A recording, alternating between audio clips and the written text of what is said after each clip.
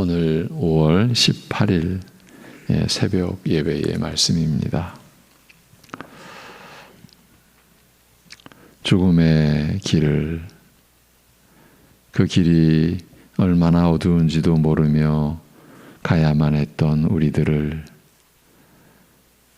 그 어둠 가운데서 불러내 주시고 영원한 생명의 나라로 세워주신 우리 아버지 하나님, 오늘도 우리가 그 하나님의 은혜와 그 은혜를 베푸신 그 온전하심과 지존하심을 우리가 기억하고 생각하고 우리의 삶으로 찬양하는 중심으로 오늘을 살아갈 때에 주님이 우리를 어떤 환경에서도 지키시고 또 함께 하시고 우리를 부끄러워하지 아니하심을 감사드리며 또 그 은혜를 더 사모하며 살아가는 하루 되게 하여 주옵소서.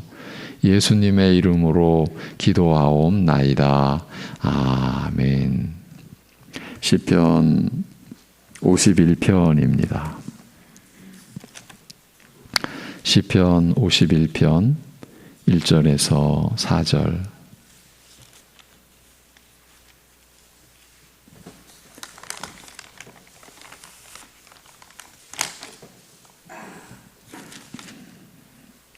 시편 51편 1절에서 4절을 같이 보시겠습니다.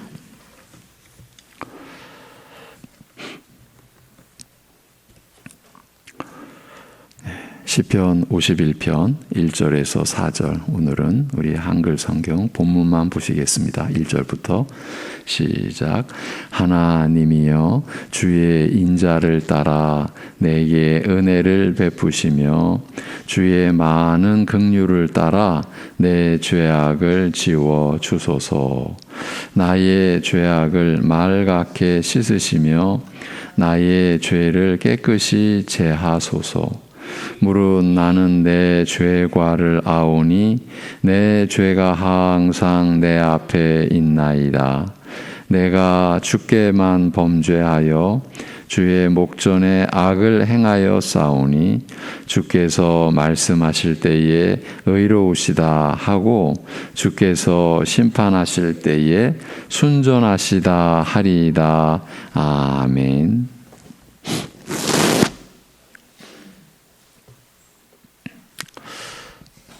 데살로니가 전서의 본문을 놓고서 창세기로 넘어갔던 우리는 아직도 그대로 내용상으로는 창세기 안에 있습니다.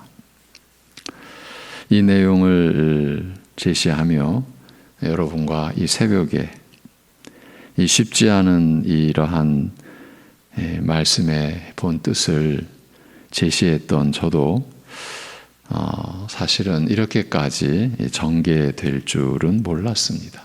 처음부터 이러한 그 계획을 가지고 창세기로 넘어온 것은 아니었습니다. 그러고 보니까 하나님 말씀을 보는 것은 어쩌면 늘 이런지도 모릅니다. 우리가 생각했던 것 이상이 늘 그 안에 들어 있으니까요. 우리가 하나님의 은혜를 알아가는 차원에서도 우리가 짐작했던 것 이상의 은혜를 우리가 접하게 되고 그 은혜를 입지 않으면 아니 되었던 우리 자신의 모습을 말씀을 통해서 볼 때에도 우리가 생각했던 것 이상 더 그 죄의 깊음을 우리는 지금 보고 있는 것이죠. 늘 이렇다고 볼 수가 있겠습니다. 요한복음 1장 14절에서 말씀이 육신이 되어 우리 가운데 거하심에 우리가 그의 영광을 보니 아버지의 독생자의 영광이요 은혜와 진리가 충만하더라고 하고서 16, 17절에 우리가 다 그의 충만한 데서 받으니 은혜 위에 은혜로라. 율법은 모세로 말미암아 주어진 것이요 은혜와 진리는 예수 그리스도로 말미암아 온 것이라고 한 것처럼 주님의 말씀 안에는 은혜와 진리가 충만하기 때문이 아닌가 싶습니다. 이렇게까지 오리라고는 예상을 못했지만 또 앞으로도 좀 더 갈 길이 남아 있는 것 같이 여겨지는데 이 모든 게 말씀 안에서 인도하심을 받은 결과요. 그러니 이 모든 과정이 은혜인 줄로 여겨질 뿐입니다. 그래서 저조차도 어렵기도 하지만 한편으로는 감사한 마음을 금할 길이 없습니다. 어제도 우리는 사실 너무 엄청나다라고 할 수 있는 내용을 나눌 수 있었습니다. 창세기 3장에서 시편 51편으로 넘어가서 확인한 내용 때문입니다. 이렇게 넘어간 이유를 창세기에서 또 시편으로 넘어온 이유를 간략하게 말씀드려 보겠습니다. 아담은 하나님께 자신이 불순종하여 죄를 범한 것에 대해 여자 곧 아내 탓을 하며 그런 중에 그 여자를 하나님께서 자기에게 주신 사실을 언급함으로써 자신의 죄와 허물에 대한 책임을 하나님에게까지 돌렸습니다. 그러면 그는 어떻게 했어야 했습니까? 첫사람 아담은 자신의 죄악을 아내 탓으로 돌리고 급기야 하나님 탓으로 돌렸는데 정상대로라면 어찌해야 했습니까? 아담은 하나님 앞에서 자신의 죄와 허물을 자복했어야 했습니다. 왜냐하면 죄는 하나님과 자신과의 관계에서 성립되는 것이기 때문입니다. 그러나 아담은 그렇지를 못했습니다. 그는 그렇게 할 수가 없었다고 해야 맞을 것 같습니다. 죄 가운데 떨어진 인간이 스스로 그 사망의 구렁텅이에서 헤어나올 수는 없는 법이니까요. 자신의 죄가 어떠한지조차 모를 정도로 부패하고 무능하게 되어버렸으니까요. 어쩌면 요즘 이 여러 날 동안 우리는 또 우리 자신의 그 죄로 인하여 망가져버린 우리 자신을 또 우리가 지금 확인하고 보고 있는 것 아닙니까? 이렇게 아담 역시 자신의 죄가 어떠한지조차 모를 정도로 부패하고 무능하게 되었으니 본래대로 하나님 앞에서 자신의 죄를 자복할 수가 없었다. 그렇게 보는 게 맞을 듯 싶습니다. 그러면서 우리는 죄의 본질에 대해 생각을 하게 되었습니다. 죄라는 것은 인간이 하나님께 범죄하는 것을 가리킵니다. 우리는 하나님께 죄를 짓는 것입니다. 사람에게 잘못했을 때에도 우리는 하나님께 죄를 범한 것입니다. 일반적으로는 도저히 수용할 수 없는 개념입니다. 사람들이 누군가에게 잘못을 저질렀는데 그 허물이 하나님께 대한 죄라는 생각은 절대 갖지 않습니다. 아니, 가질 수가 없습니다. 예. 어제도 어떤 내용인지 그 앞뒤는 잘 모르겠는데 어떤 그 TV 프로그램입니다. 예. 거기 이제 자막에 나와 있는 걸로 봐서는 수백억 대 재산가를 꿈꾸고 그렇게 노력하던 사람이 하루아침에 빈털터리가 되었다. 예, 사업이 이제 안 된 거죠. 예, 부도가 나고 그러면서 또 거기다가 사기까지 당하고 예, 얼마나 많은 재산가였는지는 모르겠지만 수백억 대를 꿈꾸던 그런 사업가가 그렇게 이제 망하게 되었을 때 그분이 그런 이제 표현을 하는 거를 들었어요. 예. 죄책감에 시달렸다.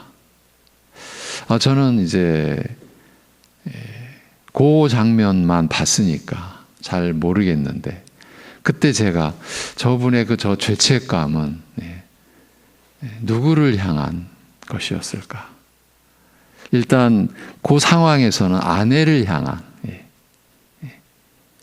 죄책감 같이 들렸어요. 그분이 물론 신자인지 아닌지는 모르죠. 그런 상황에서 지금 우리가 이런 내용을 나누고 있기 때문에 저런 경우에서 저 분은 죄책감을 느꼈구나. 이제 우리야 물론 그분이 신자였으면 좋겠죠. 내 아무것도 모르는 사람이니까. 사람들에게 있어서 내가 누군가에게 잘못을 저질렀는데 그 허물이 하나님께 대한 죄다 라는 생각을 절대 갖지 않습니다. 아니, 가질 수가 없습니다. 사실은 바로 이런 점이 피조물인 사람이 창조주이신 하나님을 모독하는 행위인데 정작 사람들은 까맣게 모르고 있는 것이죠. 하나님께 범죄했다라는 의식은 하나님이 계시고 이 세상 모든 것이 하나님께서 지으신 것을 알고 믿는 사람들에게만 일어나는 죄의 의식인 것이죠. 우리가 어제 시편 51편, 오늘 우리가 보았던 이 본문을 보았는데 지금 논의하고 있는 이 내용과 관련하여 다윗이 자신의 회개의 시에서 증언해 놓은 내용이 있기 때문입니다. 그래서 어제부터 시편 51편을 보게 된 겁니다.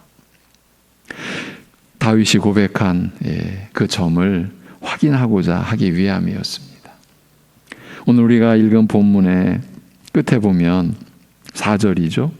내가 주께만 범죄하여 주의 목전에 악을 행하여 싸움나이다. 내가 주께만 범죄했습니다. 주의 목전에 악을 행했습니다. 이렇게 회개한 내용을 보십시오. 일반 사람들의 관점에서 보면 다윗은 자기 잘못을 아직 모른다라고 평할 수 있는, 그렇게 평가를 받을 수 있는 결정적인 구절이라 했습니다. 그는 밧세바의 남편 우리아를, 그것도 충신인 우리아를 아주 비열하게 교사해서 죽였습니다.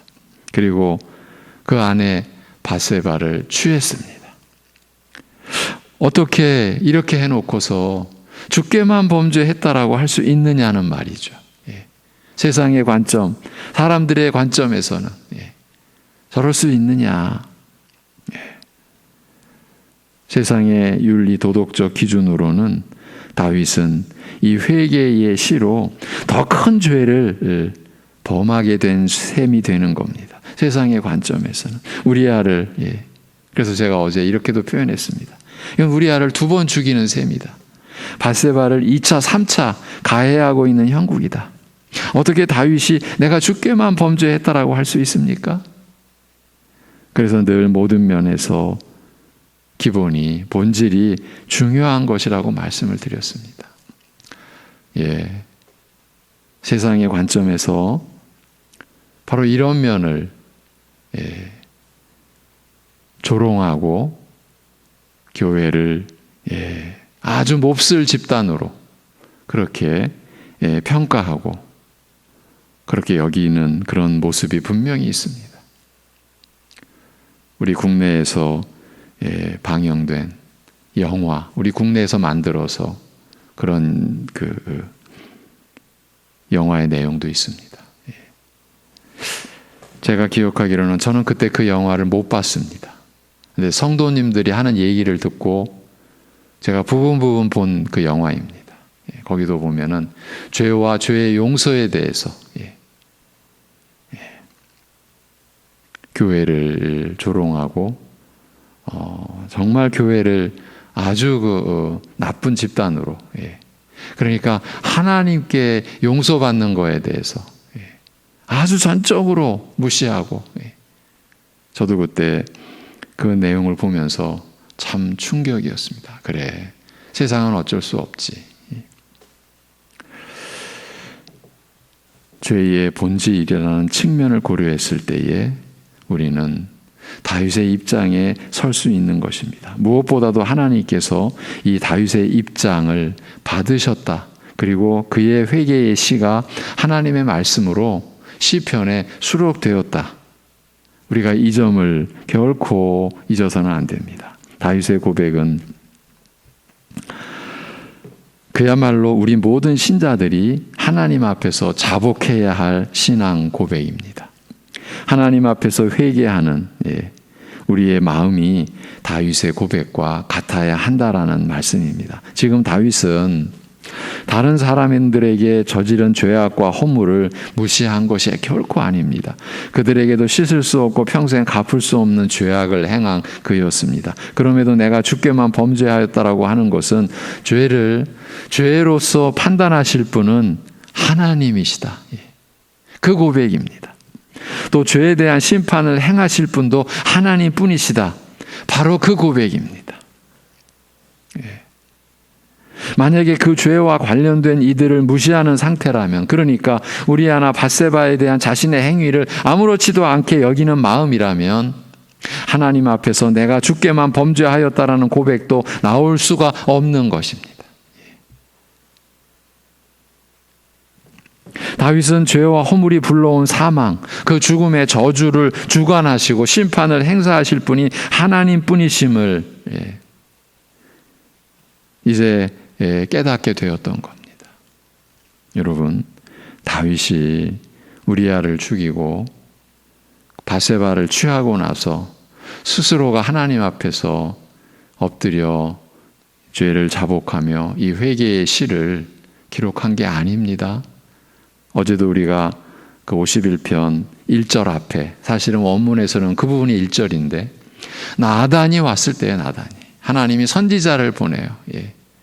기가 막힌 비유를 들려주시지 않았습니까? 부자가, 양이 지천에 깔려있는 그 부자가, 그 앞집에 어린 양 한 마리 갖고 있는 가난한 사람, 그렇게 있을 때 손님이 왔는데 자기 양을 잡아 대접하지 않고 그 앞집에 있는 양의 그 단 한 마리 양을 빼앗아서 대접할 때 다윗이 뭐라고 그랬습니까? 시쳇말로, 요즘 말로 아주 심한 말을 했죠. 때려 죽일 놈 아닙니까? 이런 식이죠. 그때 선지자가 그게 바로 너다. 그 하나님의 말씀 앞에서 다윗이 무너진 것이죠. 이렇게 죄를 죄로 판단하실 분은 하나님이시고 그 죄에 대한 심판을 행하실 분도 하나님뿐이십니다. 그 고백입니다. 내가 주께만 범죄하였나이다. 그 고백이. 죄와 허물이 불러온 사망을 주관하시고 심판을 행사하실 분이 하나님뿐이시다. 이 고백입니다. 이렇게 내가 주께만 범죄하였다라는 진술은 그 심판의 저주를 행사하시며 진노하실 분은 하나님 한 분뿐이심을 전제로 한 신앙 고백인 것입니다. 그런데 다윗의 이 죄에 대한 진술과 고백 속에는 또 하나의 중대한 의미가 담겨 있다라고 했습니다. 그것은 죄와 관련된 진리의 중대한, 어쩌면 결정적이라고 할 수 있는 또 한 면이라고 했습니다. 그 진리란 무엇입니까? 하나님은 공정한 재판장이시라는 점입니다. 그래서 그의 고백이 이렇게 이어졌던 것입니다. 주께서 말씀하실 때에 의로우시다 하고 주께서 심판하실 때에 순전하시다 하리이다. 이 구절이야말로 진정한 회개의 특성을 보여줍니다. 그것은 하나님이 어떠한 판결을 내리시더라도 그것이 정당하다라는 것을 인정하는 것입니다. 주께서 말씀하실 때에 의로우시다 하고 판단하실 때에 순전하시다 하리라는 말씀이 바로 그 뜻입니다. 이 말씀은 하나님께서 재판장으로서 내 죄를 지적하는 것이 모두 다 옳고 또 그 죄에 대해 내리시는 형벌도 공정한 것임을 인정한다라는 그런 고백입니다. 하나님은 공정한 재판장이심을 고백하는 것입니다. 사형을 내리시든, 요즘 말로 무기징역을 내리시든, 어떤 판결을 내려도 나는 할 말이 없고 따질 것이 없으며 항소할 수 없는 자요, 입이 10개라도 할 말이 없는 자임을 인정합니다. 바로 이 고백입니다. 이것이야말로 하나님 앞에서 자신의 죄를 인정하고 자백하는 자의 그 회개에 있어서의 필수 불가결한 요소인 것입니다. 요즘에는 잘못해놓고도 벌을 받지 않는 사람들이 많아서 일반 사회가 잘못해놓고도 도리어 큰 소리 치는 사람들로 가득 차 있는데요. 일단 우기고 보는 거죠. 또 결정적인 증거가 드러나 잡힌 뒤에도 불만을 토로합니다. 예. 뭐 이런 불만이 일반적이겠죠. 시쳇말로, 우리 아이들 말로 재수 없이 나만 걸렸네. 예. 예.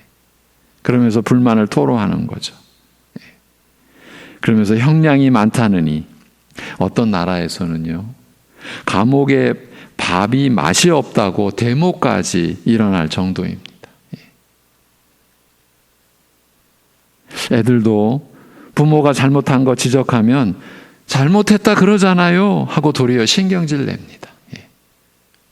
그게 잘못했다라는 것을 아는 입장에서 하는 말입니까? 내가 잘못했다 그러잖아요.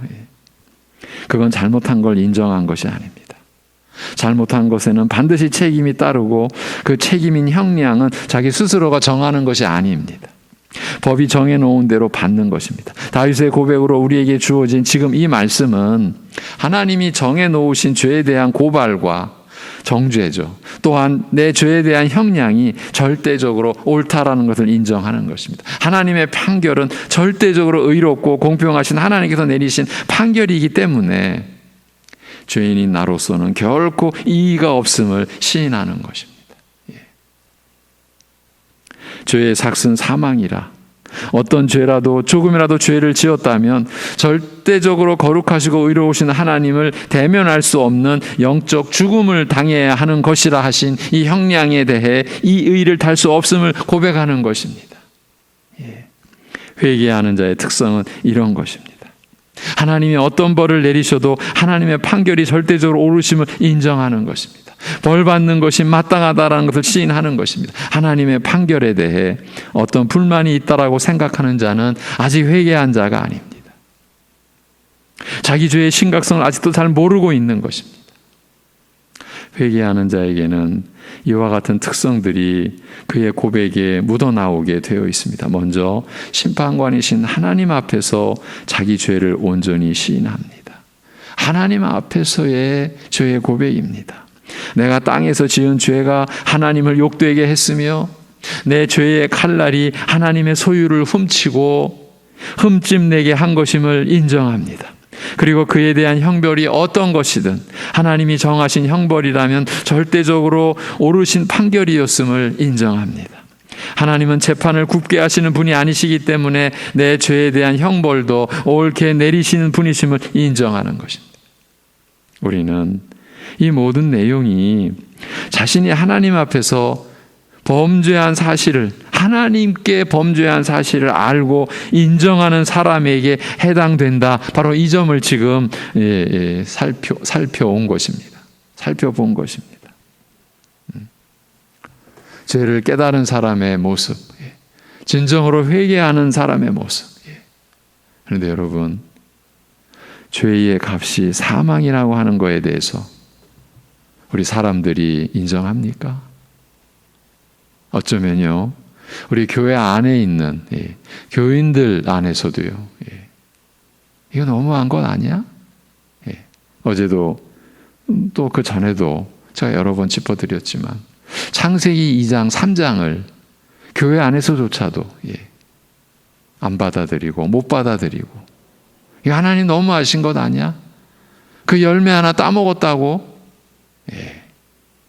그만큼 우리는 우리 자신의 죄를 모르는 거죠. 그 죄를 모르기 때문에 은혜를 모르는 거죠. 은혜를 안다라고 하지만 너무 얄팍한 거죠. 여러분,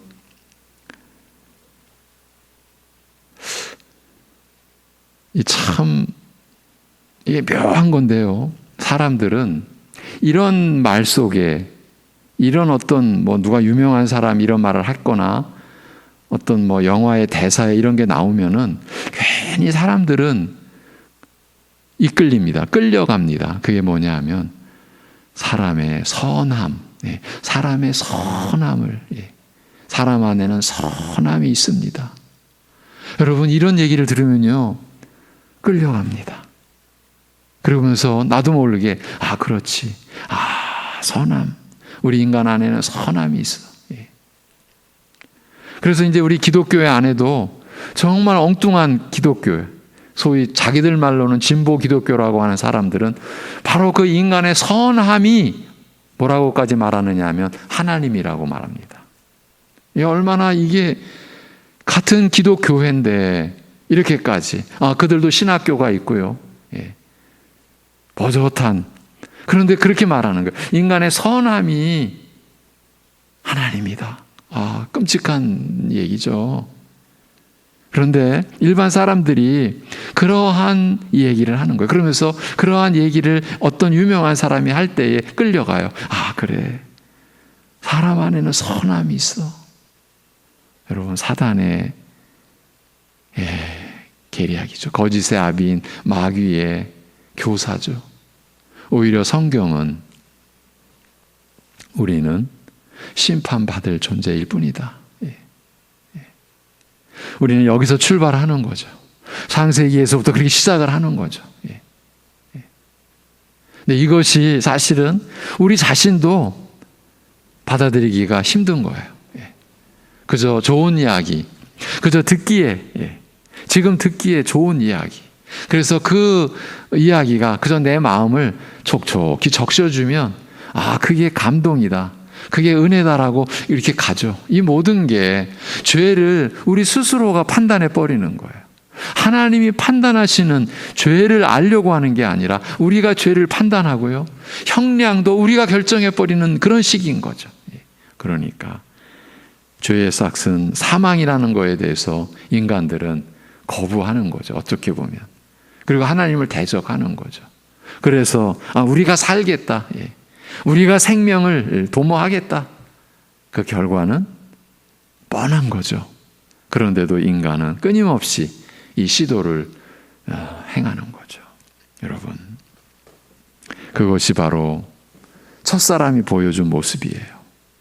하나님을 피해서 숨었어요. 그리고 하나님께 죄의 책임을 돌렸어요. 하나님께 책임 전가를 한 것이에요. 이것이 인간 타락의 서막이에요. 서막. 그리고 이렇게 초장부터 드러난 죄의 형상과 특징은 이 세상 마지막 날에 속하는 오늘까지도 그대로인 거예요. 이것이 전적으로 타락한 인간의 모습이요, 인간 세상의 본질이에요. 자신은 잘못한 것 없으니까 언제나 남 탓하고, 궁극적으로는 신을 믿지 않으면서도 책임 전가를 위해서는 알지도 믿지도 않는 신까지 동원하는 것이 인간이에요. 우리가 이런 내용을 창세기를 통해서 또 시편을 통해서 살펴보게 된 동기와 그 배경이 무엇이었습니까? 사람이 자신을 위해서 사는 것, 곧 인간의 자기 중심이 무엇을 뜻하는 것인지를 확인하고자 함이었어요. 여러분, 우리가 참 가슴 아프게 매일 보고 겪는 이 사건 사고의 뉴스들의 그 장본인들 다 자기를 위한 거예요. 자신만을 위한 거예요.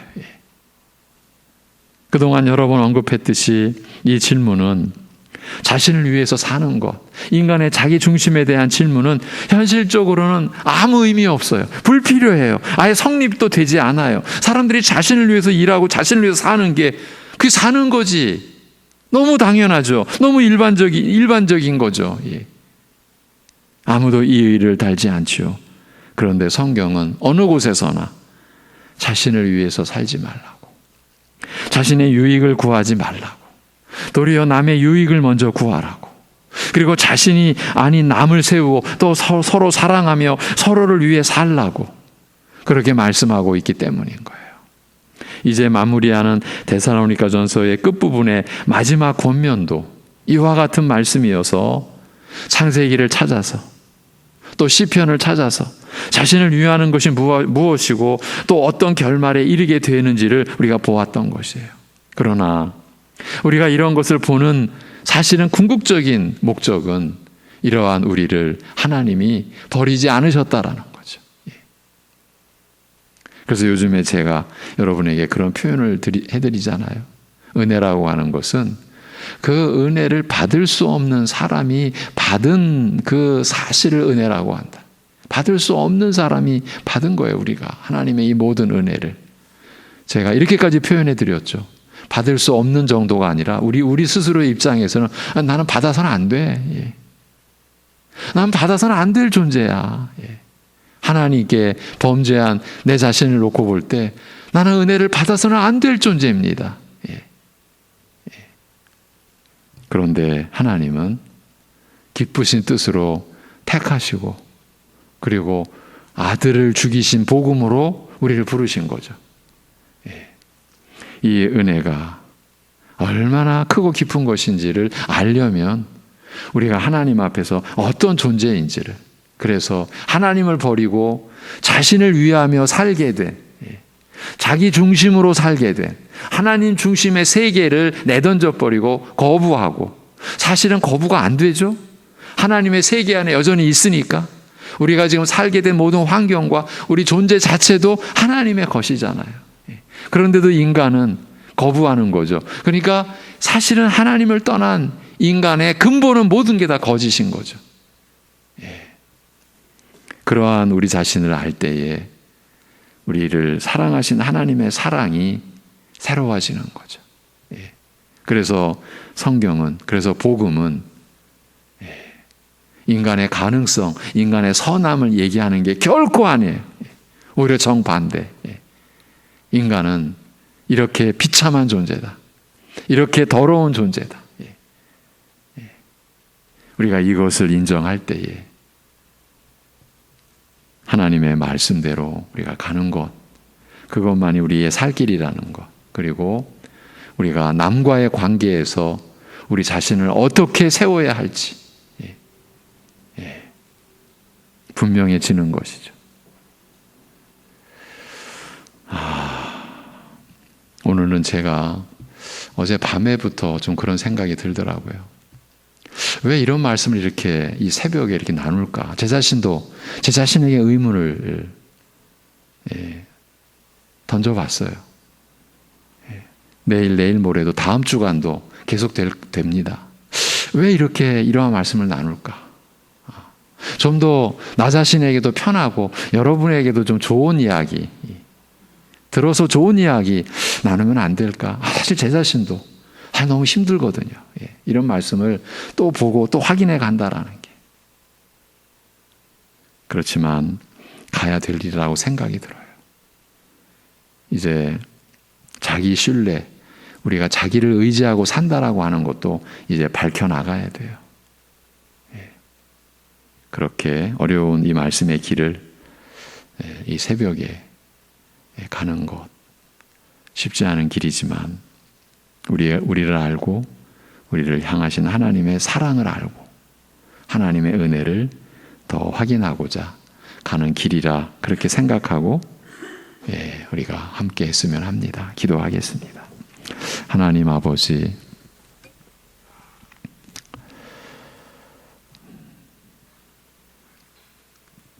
하나님께서 서로 사랑하라고, 서로를 세우라고, 결국은 자기를 위하지 말라고, 자기의 유익을 구하지 말라고 하신 그 말씀이 얼마나 우리에게 절대적으로 필요한지, 그것을 알아가고자 이렇게 말씀과 씨름하는 우리를 긍휼히 여겨주시고 우리를 인도하여 주옵소서.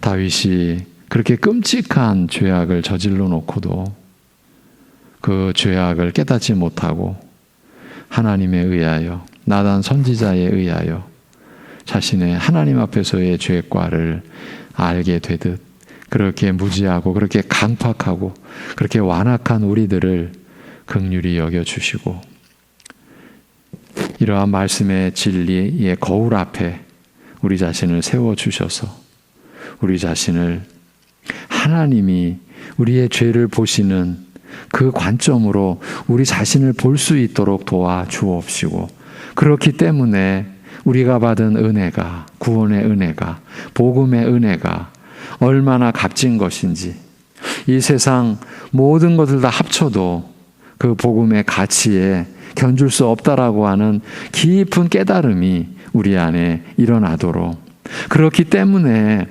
오늘 우리 각자가 처해 있는 환경과 현실과 처지 속에서 항상 기뻐할 수 있고 쉬지 아니하고 기도할 수 있고 범사에 감사할 수 있는, 이것이 그리스도 안에, 예수 안에서 우리를 향하신 하나님의 뜻임을 고백하고 나타낼 수 있는 그런 삶을 우리가 이룰 수 있게 하여 주옵소서. 하나님 아버지, 이 나라 이 민족을 불쌍히 여겨 주옵소서. 많은 민족의 아픔을 간직하고 여전히 그 상처 속에 있는 우리가 오늘 5월 18일을 또 잊을 수가 없는 우리 민족의 정말 아픈, 여전히 지금도 그 고통과 아픔에 그 자국과 그 자취와 그 흔적은 지워지지 않는 그런 아픈 이 날을 우리가 기억하며 주께서 이 민족을 불쌍히 여겨 주시옵기를, 그리고 그 고통 속에 있는, 여전히 아픔 속에 있는, 씻을 수 없는 그 눈물을 지금도 흘리고 있는 우리 이웃들, 그 고통 속에 있어야만 했던 이들을 주여 위로하여 주옵시고, 그 심령의 눈물을 닦아 주옵시고, 이 민족, 이 참 연약한 우리나라를 긍휼히 여겨 주시옵시고 지켜주셔서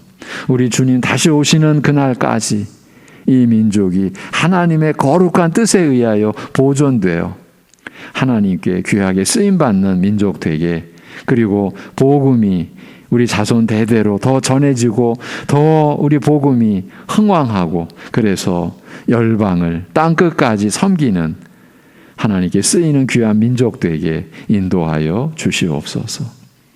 모든 것을 주님께 의탁하오며 우리 주 예수 그리스도의 이름으로 기도하옵나이다. 아멘.